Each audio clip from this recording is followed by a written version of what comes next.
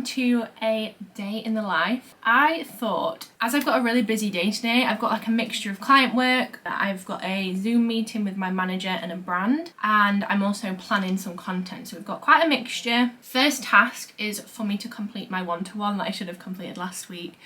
I just didn't do it, don't know why. So I need to do that this week, and then I also need to plan the week ahead. So I'm going to take you along with me for the day. Hopefully you enjoy seeing a day in the life of a graphic designer / content creator. Still not quite sure what my job title is, but you know, we roll with it. Just winging it. First task is getting my one-to-one done. I started doing this when I went back self-employed as a way of keeping myself accountable, checking in with myself and sort of tracking my progress. As you can see on ClickUp, I've created this little survey thing. I'm not going to go through all of it because it's long and kind of self-explanatory, but feel free to pause to have a look. And I feel like this is really, really valuable for me, especially to fight the imposter syndrome and actually see and visualize what I've completed. I always say the hardest thing with doing my job mainly online and on a computer is that I don't have, or rarely have, anything physical to show for the day's work. It's all on my computer, so when I close my laptop and turn everything off, it's almost like my brain's like, so what have you done? So this helps me stay on track, it keeps my mental health in check, and it means I really get to check in and evaluate what it is that I've done. So I'm going to quickly do this, and then we're going to plan the week.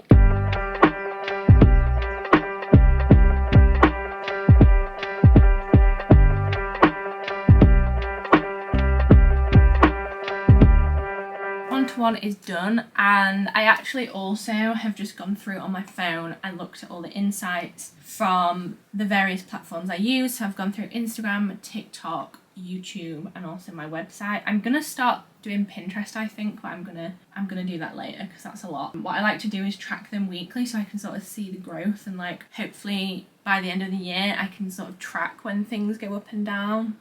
I'm trying to be more analytical. It's hard for my brain because I'm a very creative person, but I'm trying. I'm now going to plan my week, and the main idea is I calendar block it in my week. I can't really show you it because there's stuff on here for clients that I don't want to show you, but I will, in fact I'll make a video about time blocking. So what I'm going to do is go through my calendar. I look at anything that is set in stone already. So for example, today I have that meeting that's already in there, and I want to block out an entire day for content creation. So they're things that like non-negotiables going to get done, and then I fit all the client work and everything in between. And I also obviously have this list that you saw me writing.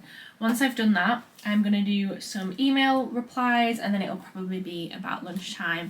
So I'm going to go sit outside and have my lunch. Quick work interlude because I need to go and get my passport / driving license photo taken because my license runs out soon.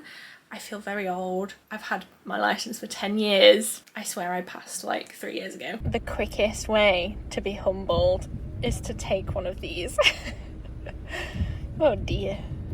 Now let's take a moment to talk about this week's sponsor. Thank you so much to BetterHelp for sponsoring this part of the video. I have used BetterHelp myself over the past maybe 1.5 to 2 years, and it's really helped me uncover parts of me that I didn't really understand, and talking to a therapist and just talking out those feelings and thoughts in your head makes such a huge difference. BetterHelp is actually the world's largest therapy service, and it is 100% online, which means you can complete your therapy session wherever you want to. I did a couple on my work break in the office, and I also have done some whilst I've been on holiday, so it's super flexible. You don't have to like go to a set place to go and see a therapist. They have a network of over 30,000 licensed and experienced therapists, so you can find the one that suits you. And it's so easy to get started, so you don't need to make any excuses. You just answer a few questions, put in your preferences, and then BetterHelp will match you with the right therapist from their network. Once you have a therapist, you can talk to them through text, chat, video, or phone call, and you can message your therapist at any time and schedule sessions whenever they suit you. And of course, if the therapist you've been matched to doesn't sort of fit quite right for what you need,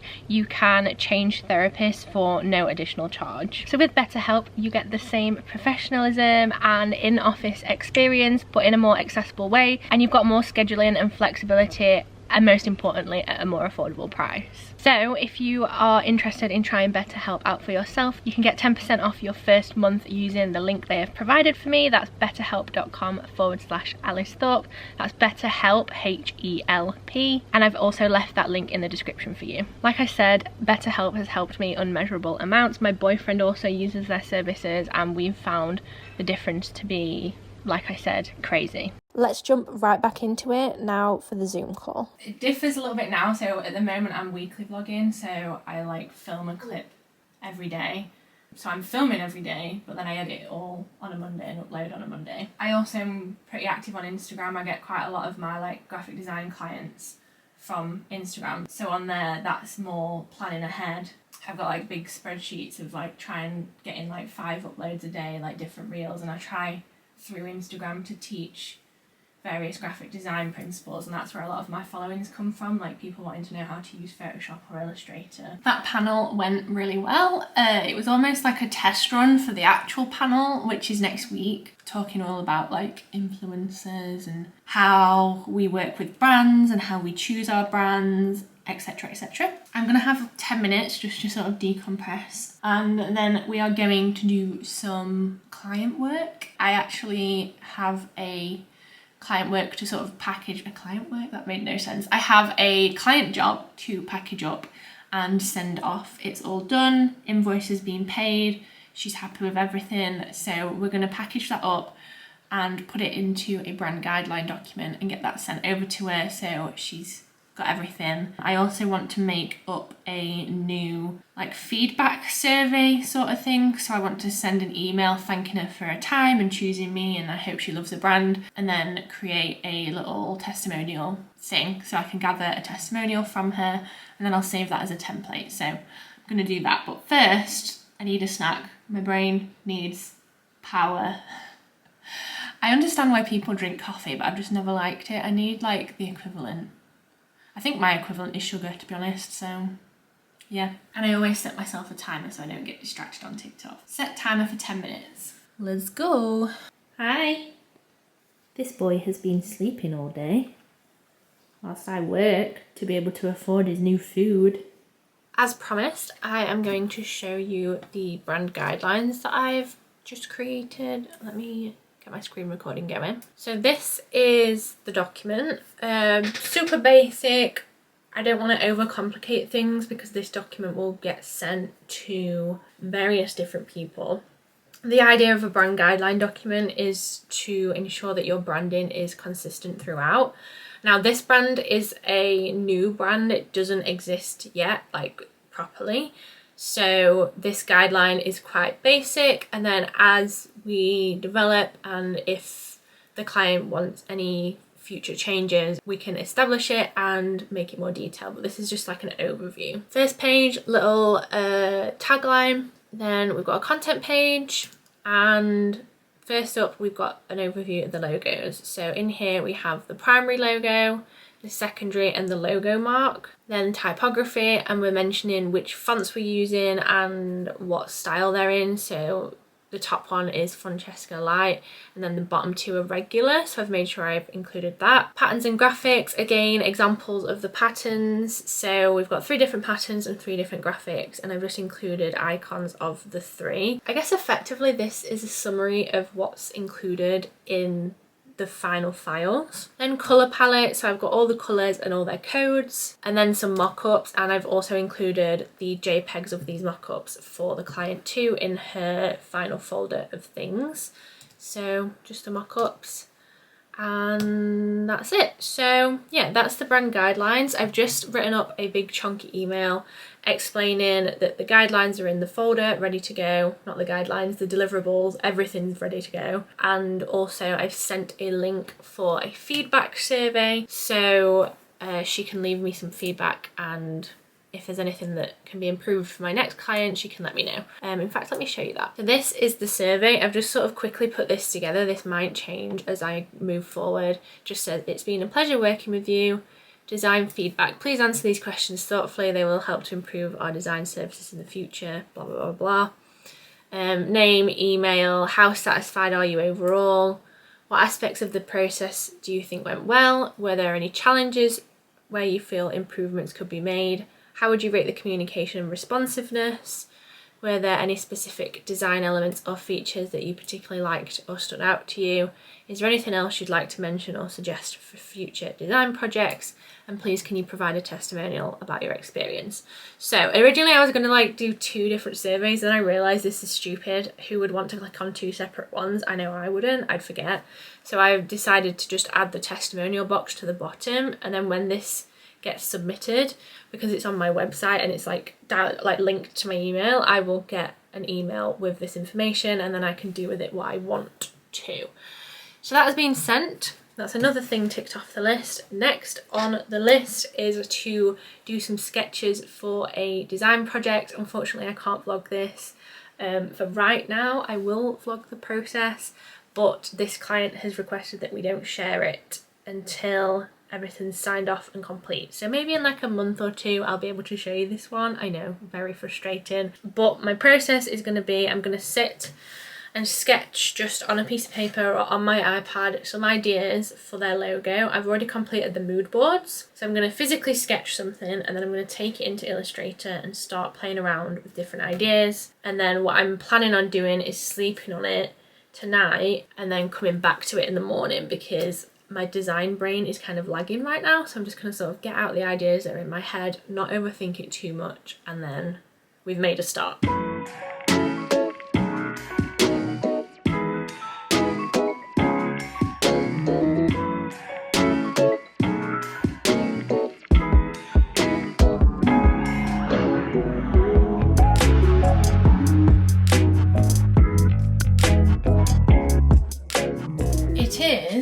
Now, what time is it? It's 6:36 in the evening. My brain is starting to shut off. I've got some drafts for this logo, but you'll see when I show you it. So if you want to see the final result, make sure you subscribe to my channel and follow me on Instagram, because I'll share it on there too. But in this word that is the brand name, there is 2 sets of double letters. So you know when there's TT or EE, there's 2 sets of identical double letters, and it's testing my logo brain right now. I've put a few ideas together, but my brain's going dead. So I called it, didn't I? I said I don't know how much design creative I've got left in my brain. So what I'm going to do is I'm going to save the file and we'll revisit it again tomorrow with a fresh pair of eyes. That's what my design tutor always told me at uni, because I used to sit and fret about my projects a lot, and he was like, just sleep on it. He was like, stop doing the work and just sleep on it. So I'm doing that. I was supposed to do content planning, but I'm not sure. I might do content research. What I want to do, so I'm sort of struggling with my Instagram at the moment. I feel like it doesn't reflect me. I've been batching content now for at least 3 months, and it just doesn't fit the vibe I want to go for. I'm still wanting to batch things to a certain extent, but I want to involve me and my personality a lot more, rather than just doing the lip syncing ones or tutorial. I want to sort of blend things together so it's me as well as tutorial. Hopefully that makes sense. It doesn't fully make sense in my own brain. I need to take some time to sort of work that out. So I need to do research before I do my planning. So what I'm going to do, I'm going to set my little timer for 30 more minutes. So I'll finish at 10 past 7, and I'll have a look through other people's Instagrams and sort of save the ideas and the vibes that I like, and use that to sort of influence where I want to go with it. So I'm going to do that. Wish me luck, because my brain is slowly running out of juice. And then we are going to go downstairs and make some dinner. And we've got I think we've got creamy pesto pasta today, which is very exciting. Naturally, because my brain was dead, I forgot to vlog anything else. So this is the end of the day in the life video. I hope you've enjoyed it. Don't forget to subscribe if you want to see how that client project turns out. And I will see you next time for another one. Bye.